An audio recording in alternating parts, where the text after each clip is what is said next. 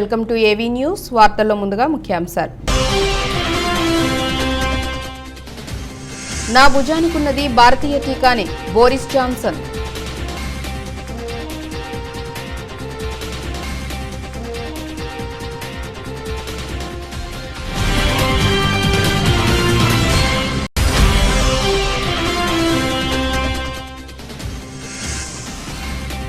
సోనియా చేతికి అందిన పీకే నివేదిక.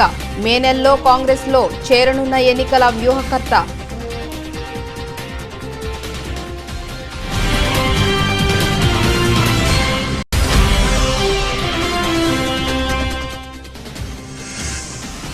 ఆర్థిక నేరగాళ్లను అప్పగించాలి, ఇంగ్లాండ్కు స్పష్టం చేసిన భారత్. సహకరిస్తామన్న బోరిస్.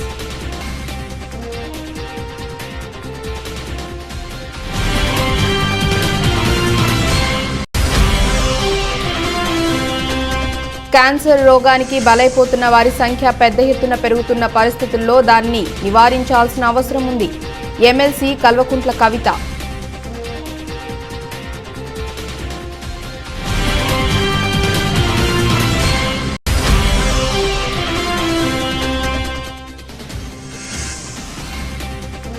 విశాఖలో జాబ్ మేళాను ప్రారంభించిన ఎంపీ.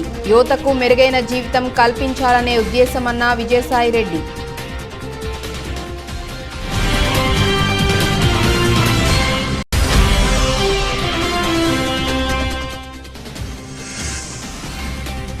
అలా చేయటం తప్పే, కానీ మేము నష్టపోయాం. థర్డ్ ఎంపైర్ జోక్యం చేసుకోవాల్సిందన్న పంత్.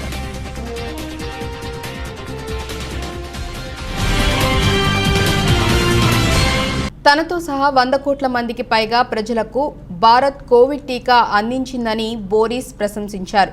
నా భుజానికున్నది ఇండియన్ టీకా, అది నాకు ఎంతో మేలు చేసింది. భారత్కు కృతజ్ఞతలు అని వ్యాఖ్యానించారు. మోదీ ఆశించినట్లు ప్రపంచానికి ఔషధ కేంద్రంగా భారత్ మారిందని కొనియాడారు. ఆస్ట్రాజెనికా సీరం సహకారంతో కోవిడ్ టీకా రూపొందించడాన్ని ప్రస్తావించారు. భారత్లో తనకు అత్యంత ఆదరణపూర్వక స్వాగతం లభించిందని బ్రిటన్ ప్రధాని బోరిస్ జాన్సన్ సంతోషం వ్యక్తం చేశారు. ప్రధాని నరేంద్ర మోదీని తన ఖాస్ దోస్త్గా అభివర్ణించారు. పలుమార్లు నరేంద్ర అని ప్రస్తావిస్తూ తమ సాన్నిహిత్యాన్ని తెలియజేశారు. బ్రిటిష్ ఇండియన్లలో దాదాపు సగం మందికి పుట్టిల్లైన గుజరాత్ రావటం ఆనందంగా ఉందని అన్నారు. ఇక్కడ తనకు లభించిన ఆదరణ చూస్తే సచిన్ టెండూల్కర్ లాగా ఫీల్ అవుతున్నానని, ఎక్కడ చూసినా అమితాబ్ బచ్చన్ లాగా తన పోస్టర్లే కనిపిస్తున్నాయని సరదాగా వ్యాఖ్యానించారు. ప్రపంచంలోని పురాతన ప్రజాస్వామ్యం, అతిపెద్ద ప్రజాస్వామ్యాల మధ్య బంధం ఎంతో కీలకమన్నారు. అంతకుముందు రాష్ట్రపతి భవన్ వద్ద జాన్సన్ కు ఘనంగా గార్డ్ ఆఫ్ ఆనర్ స్వాగతం లభించింది.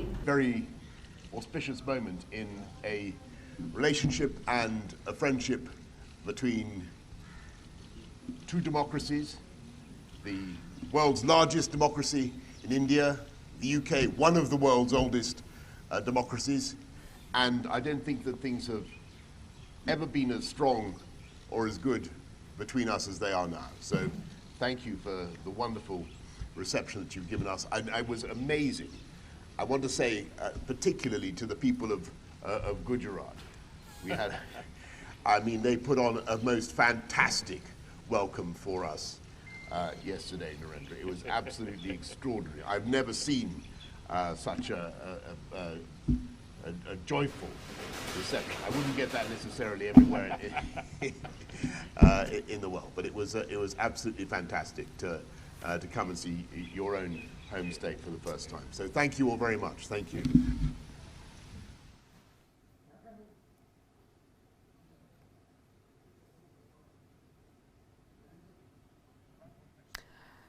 तो आपने देखा कि किस तरह से ये गार्ड ऑफ ऑनर देने के बाद जब अभी ब्रिटिश प्रधानमंत्री बोरिस जॉनसन ने कहा कि ये जो दौरा है वो काफी ज्यादा ఎన్నికల వ్యూహకర్త ప్రశాంత్ కిషోర్ ఇచ్చిన సలహాలు సూచనలపై అధ్యయనానికి ఏర్పాటైన కాంగ్రెస్ కమిటీ శుక్రవారం పార్టీ అధ్యక్షురాలు సోనియా గాంధీకి నివేదిక సమర్పించింది.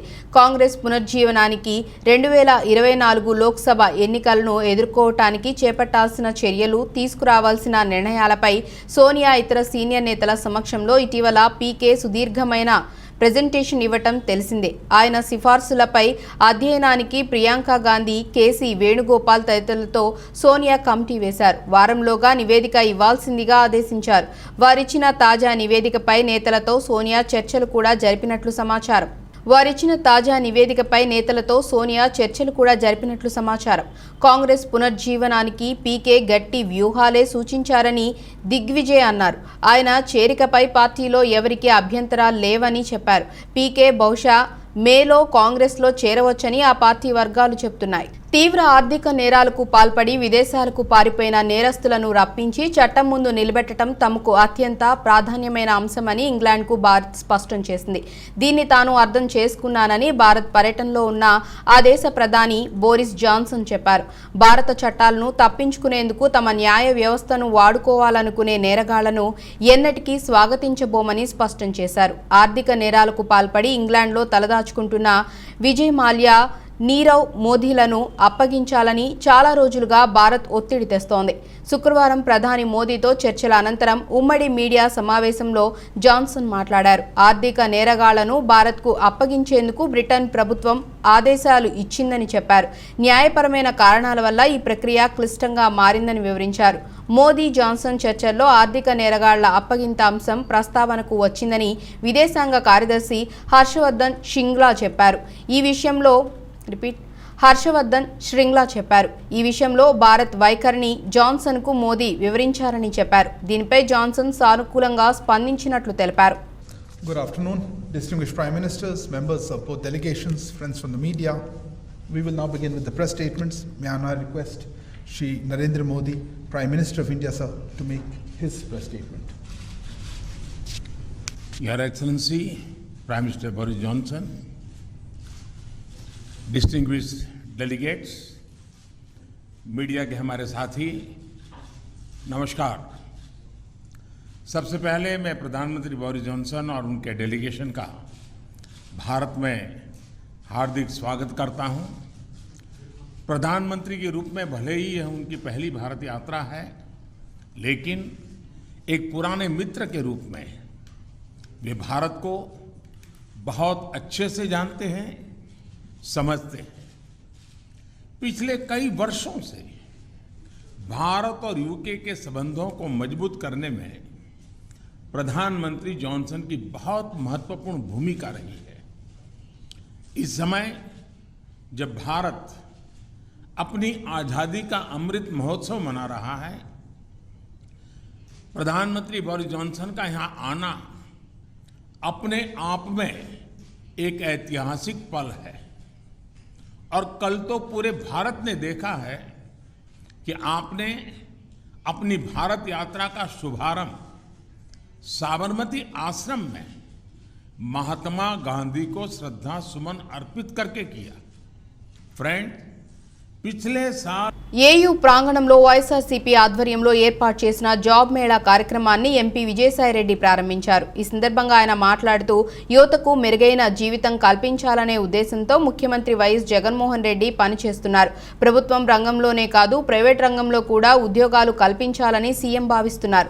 జాబ్ మేళా అనేది నిరంతరం ప్రక్రియ. చదువుకున్న ప్రతి వ్యక్తి నిరుద్యోగిగా మిగలకూడదు అనేది సీఎం లక్ష్యం. దేశంలో ఏ రాజకీయ పార్టీ చేయని పని వైఎస్ఆర్సీపీ చేస్తోంది. గ్రామ వార్డు వాలంటరీ వ్యవస్థ ద్వారా లక్షలాది మందికి ఉద్యోగ అవకాశాలు సీఎం కల్పించారు. నేడు రేపు జాబ్ మేళా జరుగుతుంది. అవసరమైతే ఎల్లుండి కూడా నిర్వహిస్తాము. 208 కంపెనీలు జాబ్ మేళాలో పాల్గొన్నాయి. ఒక్కొక్కరు 5 ఉద్యోగాలకు దరఖాస్తు చేసుకునే వెసులుబాటు కల్పించాము. 77,000 మంది ఉద్యోగం కోసం దరఖాస్తు చేసుకున్నారు. గుంటూరులో వచ్చే వారం జరగాల్సిన జాబ్ మేళా సీఎం ఢిల్లీ పర్యటన కారణంగా ఒక వారం వాయిదా పడింది అని ఎంపీ విజయసాయిరెడ్డి అన్నారు. ఈ యొక్క జాబ్ మేళా అన్నటువంటిది ఈ సంవత్సరంలో ఇంతటితో అంతిమం కాదు. ఇది ఒక నిరంతర ప్రక్రియగా ప్రతి ఒక్కరికి కూడా ఈ నిరుద్యోగాన్ని పూర్తిగా నిర్మూలించేంత వరకు ఈ యొక్క జాబ్ మేళాలు కొనసాగిస్తాం. ఎవరికి ఎక్కడ అవకాశాలు ఉన్నాయో ఆ అవకాశాలన్నింటినీ కూడా విద్యార్థులు ఉపయోగించుకోవాల్సిందిగా మేమందరం కూడా విజ్ఞప్తి చేస్తూ ఉన్నాం. విద్య అన్నది మాత్రమే కాదు, వైద్యంతో పాటు విద్యాభ్యాసం పూర్తయిన తర్వాత పారిశ్రామిక రంగంలో కానీ సేవా రంగంలో కానీ వారికి ఉపాధి కల్పించాలని అంటే ఆ రెండు రంగాల్ని కూడా సమాంతరంగా అభివృద్ధి చేసినప్పుడే రాష్ట్రాభివృద్ధి, దేశాభివృద్ధి అన్నటువంటిది జరుగుతుంది. ప్రతి ఒక్కరికి కూడా ఉద్యోగం, ఉపాధి లభించినట్లయితే తలసరి ఆదాయం పెరుగుతుంది, స్టేట్ జీడిపి పెరుగుతుంది. ఇవి రెండు పెరిగి తలసరి ఆదాయము, స్థూల ఉత్పత్తి రెండు పెరిగినప్పుడే రాష్ట్ర అభివృద్ధి, మన ప్రజల మనుగడ, జీవన ప్రమాణాలు పెరుగుతాయి. కాబట్టి ఆ దిశగా అడుగులు వేస్తూ వైఎస్ఆర్ కాంగ్రెస్ పార్టీ అధ్యక్షులు ఈరోజు పరిపాలన కొనసాగించడం జరుగుతూ ఉంది.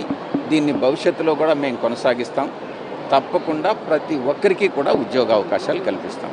అంటే విపక్షాలు కొంతవరకు ఇప్పుడు మీరు చేస్తుంది వైసీపీ జాబ్ మేళా అని విమర్శలు. నూతనంగా ఏర్పడిన అల్లూరి సీతారామరాజు జిల్లాలో అసాంఘిక జూదాలు, పేకాట, కోడి పందాలు లాంటి ఆటలు జరగనివ్వమని Paderu police station CI Sudhakar హెచ్చరించారు. మీడియాతో ఆయన మాట్లాడుతూ సమాజానికి కీడు చేసే ఇలాంటి ఆటలు ఆడేవారిని, ఆడించేవారిని కూడా క్షమించబోమని హెచ్చరించారు. ఇందులో ఎంతటి రాజకీయ పలుకుబడి నాయకులు ఉన్నా వారిని చట్టపరంగా పట్టుకొని శిక్షిస్తామని అన్నారు. ఇలాంటి ఆటల వలన యువత భవిష్యత్తు పాడవుతుందని అన్నారు. మా ఎస్పెషల్లీ పాడేరు సర్కిల్ వైజ్ ఈ కోడి పందాలు అయితేనేమి, ప్యాకెట్లు అయితేనేమి కొన్ని దగ్గరలో ఆడుతున్నారని మాకు కూడా ఇన్ఫర్మేషన్ వస్తుంది. అయితే ఏంటంటే మేము అక్కడికి వెళ్ళేసరికి యాక్చువల్గా వీళ్ళు ఏంటంటే ఈ కొండ మీద ఈ కొద్దిగా ఎత్తైన ప్రదేశంలో బాగా ఆడడం వల్ల విజిబిలిటీ వాళ్ళకి మేము వస్తున్నామని తెలిసి కొద్దిగా అందరూ వెళ్ళిపోవడం జరుగుతుంది. కానీ తప్పు చేసిన వాడు ఏంటంటే ఎప్పటికైనా దొరుకుతాడు. అలాగే ఈ సమాజానికి అది ఈ కోడి పందాలు ఆడించడం కానీ ఆ ఆర్గనైజేషన్ పట్టుకోవడానికి మేము ట్రై చేస్తున్నాం. మాకు కూడా ఇన్ఫర్మేషన్ ఉంది. కాబట్టి దయచేసి ఈ కోడి పందాల వైపు కానీ లేకపోతే ఈ ప్యాకాట కానీ ఇది సమాజాన్ని పూర్తిగా నిర్వీర్యం చేసేటందుకు ఈ రెండు గేమ్స్ కూడా ఎక్కువగా దోహదం చేస్తాయి. కాబట్టి వీళ్ళు ఎవరైతే ఆడుతున్నారో అలాగే ఆడిస్తున్న వాళ్ళని కూడా మేము త్వరలో పట్టుకొని చట్టపరంగా యాక్షన్ తీసుకుంటామని చెప్తున్నాం. హైదరాబాద్ నుండి గన్నవరం విమానాశ్రయంకి చేరుకున్నాడు జనసేన పార్టీ అధినేత పవన్ కళ్యాణ్. కౌల రైతులను పరామర్శ చేయనున్నారు. జనసేన అధ్యక్షులు పవన్ కళ్యాణ్ పశ్చిమ గోదావరి జిల్లా పర్యటనకు బయలుదేరారు. హైదరాబాద్ నుండి గన్నవరం విమానాశ్రయంకి చేరుకున్నాడు జనసేన పార్టీ అధినేత పవన్ కళ్యాణ్. కౌల రైతులను పరామర్శ చేయనున్నారు. జనసేన అధ్యక్షులు పవన్ కళ్యాణ్ పశ్చిమ గోదావరి జిల్లా పర్యటనకు బయలుదేరారు. కలపర్రు మీదుగా తొలుత పెదవేగి మండలం జానంపేటలో రైతు కుటుంబానికి ₹1,00,000 చెక్కు అందించడంతో మొదలయ్యే యాత్ర ధర్మాజీగూడెం మీదుగా చింతలపూడి వరకు సాగుతుంది. పవన్ కళ్యాణ్ రైతు భరోసా యాత్రలో భాగంగా 41 మందికి సహాయం అందించనున్నారు. ఆత్మహత్య చేసుకున్న కౌల రైతు కుటుంబాలను పరామర్శించి ₹1,00,000 ఆర్థిక సహాయం అందిస్తారు.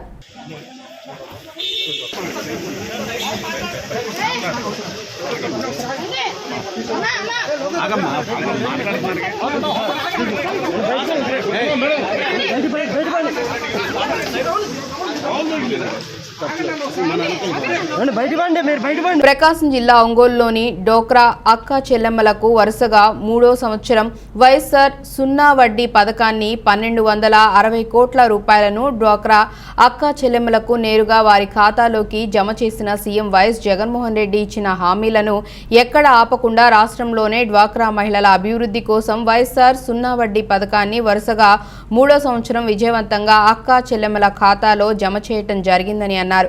వైఎస్ఆర్ కాంగ్రెస్ పార్టీ ప్రభుత్వం చేస్తున్న సంక్షేమ అభివృద్ధి పథకాలను చూసి ఓర్వలేక ప్రతిపక్షాలు ఎల్లో మీడియా ప్రభుత్వంపై తమపై బురద జల్లే ప్రయత్నం చేస్తున్నారని, అసత్య ప్రచారాలు చేస్తూ సునకానందం పొందుతున్నారని తీవ్రంగా విమర్శించారు.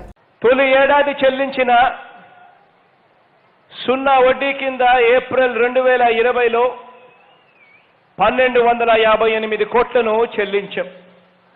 ప్రతి అక్కకు ప్రతి చెల్లెమ్మకు మంచి జరిగేలా. రెండవ ఏడాది చెల్లించాల్సిన సున్నా వడ్డీ కింద 2021 ఏప్రిల్లో మరో 1,100 కోట్ల రూపాయలు మన ప్రభుత్వము ప్రతి అక్క చెల్లెమ్మ అకౌంట్లలో నేరుగా జమ చేయడం జరిగింది. ఇప్పుడు వరుసగా 3వ ఏడాది 2022 ఏప్రిల్లో ఈ రోజున ఇదే ఒంగోలు నుంచి డ్వాక్రా పొదుపు సంఘాలకు, పొదుపు సంఘాల్లో ఉన్న అక్క చెల్లెమ్మలకు మంచి జరిగేలా ప్రపంచవ్యాప్తంగా క్యాన్సర్ రోగానికి బలైపోతున్న వారి సంఖ్య పెద్ద ఎత్తున పెరుగుతున్న పరిస్థితుల్లో దాన్ని నివారించాల్సిన అవసరం ఉందని ఎమ్మెల్సీ కల్వకుంట్ల కవిత అన్నారు. గచ్చిబౌలి ఏఐజీ హాస్పిటల్ వారు ఏర్పాటు చేసిన కేర్ ఫర్ కోలోన్ అనే అవగాహన కార్యక్రమాన్ని ఎమ్మెల్సీ కవిత విచ్చేసి ప్రారంభించారు. హైదరాబాద్ మహానగరంలో అత్యాధునిక వైద్యాన్ని ప్రజల కోసం ఏర్పాటు చేసిన AIG hospital chairman Nageshwar Reddy గారికి ప్రత్యేకంగా ధన్యవాదాలు తెలిపారు. తెలంగాణ ప్రభుత్వం ఎంఎన్జీ హాస్పిటల్తో కలిసి రాష్ట్ర వ్యాప్తంగా క్యాన్సర్పై అవగాహన సదస్సును నిర్వహిస్తున్నామని తెలిపారు. మనందరం ప్రతి సంవత్సరం విధిగా క్యాన్సర్ పరీక్షలు చేయించుకోవాలని, మిత ఆహారం, వ్యాయామం వంటి ఆరోగ్యకరమైన అలవాట్లతో క్యాన్సర్ని అరికట్టవచ్చని ఆమె పిలుపునిచ్చారు. ఈ సందర్భంగా ఏఐజీ హాస్పిటల్లో కొత్తగా ఏర్పాటు చేసిన కోలన్ క్యాన్సర్ యూనిట్ను ఆమె ప్రారంభించారు.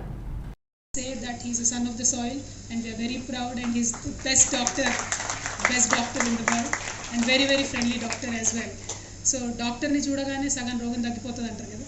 నాగేశ్వర రెడ్డి గారిని చూడగానే ఆల్మోస్ట్ 80% తగ్గిపోతుంది. ఎందుకంటే భయపెట్టకుండా ఫ్రెండ్లీగా జరిగేది అన్ని భాషల్లో వివరించగలిగేటటువంటి వ్యక్తి కాబట్టి వారిని చాలా మంది ఇష్టపడతారు. Starting from my mother, everybody wants to get a opinion from him. So I'm very thankful to Nageswara Reddy గారు మీరు ఇచ్చేటటువంటి సర్వీస్కి. పైగా పర్టికులర్గా ఏఐజీ గురించి మాట్లాడినప్పుడు ఇందాక నేను అడుగుతూ ఉన్నాను, నేను కోలన్ క్యాన్సర్ గురించి చాలా ప్యాషనేట్గా తెలంగాణ అంతా కూడా అడ్వకేట్ చేయాలనుకుంటున్నాను. కాకపోతే ప్రతి సంవత్సరం ఈ టెస్టులు చేసుకోవాలంటే మరి ఎంత ఖర్చు పెట్టాలి, తక్కువ ధరల్లో మా ప్రజలకు అందుబాటులో ఉంటుందంటే వేరే హాస్పిటల్స్లో సగం డబ్బులకే మా దగ్గర ఆల్మోస్ట్ టెస్టులు చేసేటటువంటి ఒక ఇనిషియేటివ్ ఉందని చెప్తా ఉన్నారు. So I'm very happy sir. But I should also warn you, Telangana government takes health care very seriously. మీతో మేము పోటీ పడతాము. ఎంఎన్జే లాంటి హాస్పిటల్స్ని చాలా స్ట్రెంథెన్ చేసి మా ప్రజలకు అందుబాటులో ఉండేటటువంటి క్యాన్సర్ ట్రీట్మెంట్స్ని హైదరాబాద్లోనే కాకుండా జిల్లా కేంద్రాలకు కూడా తీసుకెళ్లేటటువంటి ఒక ప్రయత్నం జరుగుతాం సార్. అందులో కూడా I strongly believe public private partnership ఉన్నప్పుడే హెల్త్ కేర్ అనేటటువంటిది సస్టైన్ అవుతుంది, సక్సెస్ అవుతుంది, ప్రజలకు కూడా అందరికీ అందుబాటులో ఉంటుంది.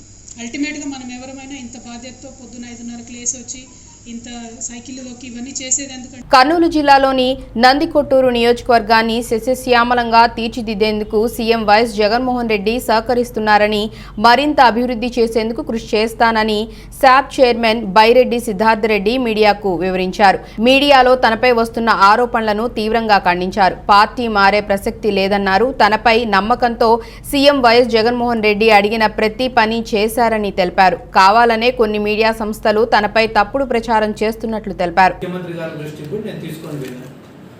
సీఎం సార్ కూడా ఫస్ట్ ఇటువంటివి పట్టించుకోవడం స్టాప్ చేసి అతని పైన అతను చేసుకోమనండి, ఇవన్నీ జరుగుతాయని నాకు ముందరే ఊహించినాయని కూడా సార్ నాకు భరోసా ఇవ్వడం లోకేశ్వర్ కలిసి వాస్తవం కాదు. అంటే ఇప్పుడా జీవితం మొన్న ఇంతకుముందు ఒక 6 నెలల క్రితం కలిశారు. రాయబారం జరిగి లోకేశ్వర్ కలిస్తే వైసీపీ తరఫున ఎంపీటీసీలు జెడ్పీటీసీలు లేదా నేను ఏమన్నా అంటే కలిసింది వాస్తవం కాదా? ఇప్పుడు 6 నెలల ముందర కలిసి ఆ ప్రశ్న ఎందుకు వస్తుందని ఓ పక్క పొద్దున్న లేస్తేనే ఇన్ని 200 మీటింగులు పెట్టి తెలుగుదేశం విధానాలను తప్పు పట్టుకుంటా, తెలుగుదేశం హయాంలో జరిగిన అవినీతిని ప్రశ్నించుకుంటా, తెలుగుదేశం వాళ్ళు చేసిన స్కామ్ల గురించి ఇన్ని చెప్పుకుంటూ తిరుగుతుంటే మళ్ళీ నేను లోపల కలిసినా అంటే అంతకన్నా కలిసేదానికి నాకన్నా సిగ్గుండాలా, కలిసనీకి వాళ్ళకన్నా సిగ్గుండాలా? ఇన్ని చిట్టినోడికి కూడా కలిసినాడంటే కానీ ఎవరికి సిగ్గుండాలా? పొద్దున్న లేస్తేనే నువ్వు చేసేది నీ ఫ్రాడ్లు చేసినావయ్యా, దోచుకునేవయ్యా, రాష్ట్రాన్ని అప్పుల పాలు చేసినారయ్యా, ఉమ్మడి రాజధానిగా 10 సంవత్సరాలు హైదరాబాద్ని వాడుకోండి అంటే వాడుకోకుండా ఓటుకు నోటు కేసులో దొంగలాగా దొరికిపోయి పారిపోయి వచ్చినారయ్యా. నీరు చెట్టు కార్యక్రమంలో 4-5 వేల కోట్ల స్కాములు చేసినారయ్యా. నందికొట్కూరులో ట్యాక్సులు పెంచి ప్రజలను రోడ్లపైన పారేసినారయ్యా. అక్రమంగా రోడ్డు వైడనింగ్ చేసినారయ్యా. మీ పార్టీలో ఉండే నాయకులు హైదరాబాద్లో కబ్జాలు చేసి గ్రే హౌండ్ ల్యాండ్స్ కూడా దొంగతనం చేసి సంబంధించి ముఖ్యమంత్రి జగన్మోహన్ రెడ్డి గారి దృష్టికి అనేక రకమైన సమస్యలను తీసుకుపోవడం జరిగింది. అందులో భాగంగానే నందికొట్కూరు మున్సిపాలిటీకి దాదాపు ఒక 16 కోట్ల రూపాయలతో అభివృద్ధి కార్యక్రమాలకు సీఎం సార్ కూడా సంతకం పెట్టి ఆ కన్సర్న్డ్ సెక్షన్లకు కూడా వాటిని పంపించడం జరిగింది. దాంట్లో భాగంగా నందికొట్కూరు టౌన్ మున్సిపల్ విజయవాడ అత్యాచార బాధితురాలిని హోంమంత్రి తానేటి వనిత పరామర్శించారు. ప్రభుత్వం తరపున 10 లక్షల రూపాయల నష్టపరిహారం చెక్కును అందించిన హోంమంత్రి తానేటి వనిత పేర్కొన్నారు. బాధిత కుటుంబ సభ్యులకు ప్రభుత్వం తరపున పూర్తి అండగా ఉంటామని హోంమంత్రి తానేటి వనిత అన్నారు. అర్హతను బట్టి బాధిత కుటుంబంలో ఒకరికి ఉద్యోగం, ఇల్లు వచ్చేలా చూస్తామని హోంమంత్రి తానేటి వనిత తెలిపారు. అత్యాచార ఘటన విషయంలో నిర్లక్ష్యం వహించిన పోలీసులపై చర్యలు తీసుకుంటున్నట్లు హోంమంత్రి తానేటి వనిత తెలిపారు. బాధిత యువతికి మెరుగైన వైద్యం అందించేలా చూడాలని ఆసుపత్రి అధికారులను హోంమంత్రి తానేటి వనిత ఆదేశించారు. మొన్న 20న మాకు ఒక కంప్లైంట్ రావడం జరిగింది. ఒక అమ్మాయి, అది కూడా మానసిక ఆరోగ్యం సరిగ్గా లేని అమ్మాయి మిస్ అయిందని చెప్పి కంప్లైంట్ రావడంతో ఆ అమ్మాయిని ఎవరో తనకి బాగా తెలిసిన అబ్బాయి శ్రీకాంత్ అనే అబ్బాయి తీసుకువెళ్ళి తన స్నేహితులతో కూడా కలిసి ఆ అమ్మాయి మీద అత్యాచారం చేశారని తల్లిదండ్రులు కంప్లైంట్ ఇవ్వగా మా పోలీస్ డిపార్ట్మెంట్ వెంటనే స్పందించి, అది కూడా తల్లిదండ్రులు ఒక ఫోన్ నెంబర్ ఇవ్వడం వలన ఈజీగా ట్రేస్ చేసి నిందితులను పట్టుకోవడం జరిగింది. ముగ్గురిని కూడా అరెస్ట్ చేయడం జరిగిందండి. అలానే కేసు కూడా ఫైల్ చేయడం జరిగింది రేప్ కేసు కింద. అయితే ఈ రోజున ఆ అమ్మాయిని మేము ఇక్కడ హాస్పిటల్లో మంత్రులు ముగ్గురము, ఇంకా స్థానిక శాసనసభ్యులు అందరం కూడా కలవడం జరిగింది. నిన్నటి రోజున నాకు ఈ విషయం తెలిసిన వెంటనే మన సిపి గారితో కూడా నేను ఫోన్లో మాట్లాడి ఇక్కడ ఏం జరిగింది, ఏం చేస్తున్నాం అన్న విషయాన్ని నేను తెలుసుకోవడం జరిగింది. వెంటనే ఎవరైతే ఆ అమ్మాయి మీద అత్యాచారానికి పాల్పడ్డారో వాళ్ళని అరెస్ట్ చేసి అత్యాచారానికి గురైన యువతిని పరామర్శించేందుకు విజయవాడ ప్రభుత్వ ఆసుపత్రికి చేరుకున్నారు మహిళా కమిషన్ చైర్పర్సన్ వాసిరెడ్డి పద్మ. ఈ క్రమంలో టీడీపీ నేతలు అడ్డుకునే ప్రయత్నం చేశారని, తమపై దాడికి కూడా తెగబడ్డారని తీవ్రంగా మండిపడ్డారు. తెలుగుదేశం పార్టీ అధినేత నారా చంద్రబాబు నాయుడు గైడ్లైన్స్ ప్రకారమే విజయవాడ సెంట్రల్ మాజీ ఎమ్మెల్యే బోండా ఉమామహేశ్వరరావు తమపై దాడికి ప్రయత్నించాడని వాసిరెడ్డి పద్మ ఆరోపించారు. ఈ పరిణామాలకు చంద్రబాబు నాయుడు బాధ్యత వహిస్తూ తనకు బహిరంగంగా క్షమాపణ చెప్పాలని మహిళా commissioner chairperson Vasireddy Padma demand చేశారు. చాలా దురదృష్టకరమైనటువంటి, దారుణమైనటువంటి సంఘటన గురించి ఈ రోజున మీడియా మిత్రులతో ఇలా మాట్లాడాల్సి వస్తుంది. సంఘటన జరగడము అది కూడా గవర్నమెంట్ హాస్పిటల్లో జరగడం అనేటటువంటిది ఒక అత్యంత విషాదకరమైతే, దాన్ని రాజకీయం చేసేటటువంటి ప్రయత్నంలో ఈరోజు ఇక్కడికి వచ్చినటువంటి చంద్రబాబు నాయుడు గారు మాట్లాడినటువంటి పద్ధతి, ఒక మహిళా కమిషన్ చైర్పర్సన్తో ఎలా మాట్లాడాలో కూడా తెలియనటువంటి ఒక రీతిలో ఒక మహిళా లోకానికి రిప్రజెంటేటివ్గా ఉన్నాను నేను. ఇక్కడ మహిళా కమిషన్ చైర్పర్సన్ని, క్యాబినెట్ ర్యాంక్తో ఉన్నాను. కానీ ఈరోజు నన్ను కూడా బెదిరించేటటువంటి ప్రయత్నం చేయడం, అత్యాచార బాధితురాలి దగ్గర రాజకీయం చేయడం అనేటటువంటిది మాత్రం తీవ్రంగా ఖండించాల్సినటువంటి విషయం. ఈరోజు నన్ను రాకుండా అడ్డుకునేటటువంటి ప్రయత్నం చేశారు. గోబ్యాక్ అనేటటువంటి పద్ధతిలో నన్ను అడ్డుకునేటటువంటి ప్రయత్నం చేశారు. వాళ్ళందరినీ ఎదుర్కొని వాళ్ళందరినీ కూడా ఛేదించుకుని లోపల బాధితురాల దగ్గరికి వెళ్తే దాదాపు 50 మంది తెలుగుదేశం పార్టీకి సంబంధించినటువంటి మహిళలు అత్యాచార బాధితురాలి దగ్గర గట్టిగా అరుస్తూ, ఏమిటో యుద్ధమా జరుగుతోంది లేకపోతే నాకు పరామర్శ, నాకు అర్థం కాలేదు. విపరీతంగా అరుపులు, కేకలు, అందరూ ఒకేసారి మాట్లాడుతూ ముఖ్యమంత్రి గారిని తిడుతూ, ప్రభుత్వాన్ని తిడుతూ, నన్ను తిడుతూ, అత్యాచార బాధితురాలు అమ్మాయి వణుకుతా ఉంది, భయపడుతూ ఉంది. అమ్మాయి గట్టిగా నన్ను కావలించుకుంది. కళ్ళు మూసుకోమ్మా, నువ్వేమి చూడకు, ఏమి వినకు అని చెప్పి కూడా చెప్పినాను.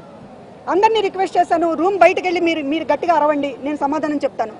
కానీ దయచేసి బాధితురాలి దగ్గర దయచేసి అని ఎంత రిక్వెస్ట్ చేసినప్పటికీ కూడా మ్యాచ్ ఆశాంతం వాళ్లు బాగా బౌల్ చేశారు. కానీ చివర్లో పావెల్ మాకు ఆశలు కల్పించాడు. నిజానికి ఆ నోబాల్ అనేది మాకు ఆ సమయంలో అత్యంత విలువైనది. కానీ నా చేతిలో ఏమీ లేదు కదా.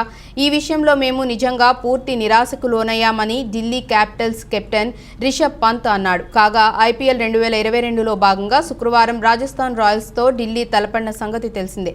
హోరాహోరీగా సాగిన ఈ హై స్కోరింగ్ మ్యాచ్లో చివరి ఓవర్లో ఢిల్లీ విజయానికి 36 పరుగులు అవసరమైన వేళ రాజస్థాన్ తమ బౌలర్ మేక్కాయ్ను రంగంలోకి దించింది. ఈ క్రమంలో తొలి 3 బంతుల్లో ఢిల్లీ బ్యాటర్ రోహ్మన్ పావెల్ సిక్సర్లు బాదాడు. అయితే ఫుల్ టాస్గా వచ్చిన మూడో బంతి నోబాల్గా అనిపించడంతో హై డ్రామా చోటు చేసుకున్న విషయం తెలిసిందే. వార్తలు ముగించే ముందు ముఖ్యాంశాలు మరోసారి. నా భుజానికున్నది భారతీయ టీకానే, బోరిస్ జాన్సన్.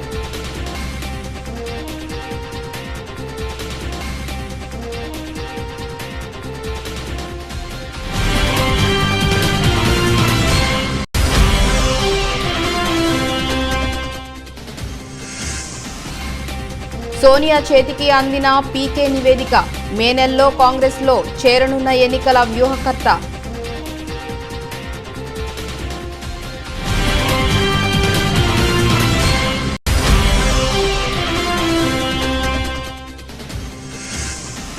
ఆర్థిక నేరగాళ్లను అప్పగించాలి, ఇంగ్లాండ్కు స్పష్టం చేసిన భారత్, సహకరిస్తామన్న బోరిస్.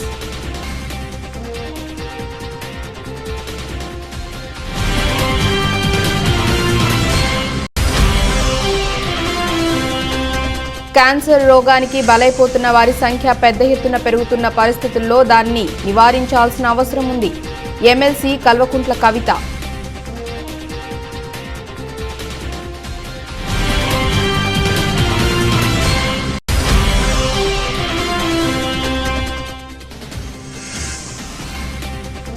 విశాఖలో జాబ్ మేళాను ప్రారంభించిన ఎంపీ, యువతకు మెరుగైన జీవితం కల్పించాలనే ఉద్దేశమన్న విజయసాయిరెడ్డి.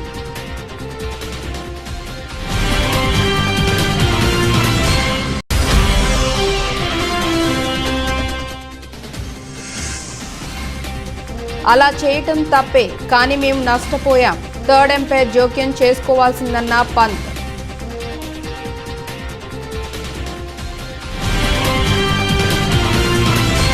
ఇక ఇవి ఇప్పటివరకున్న అప్డేట్స్.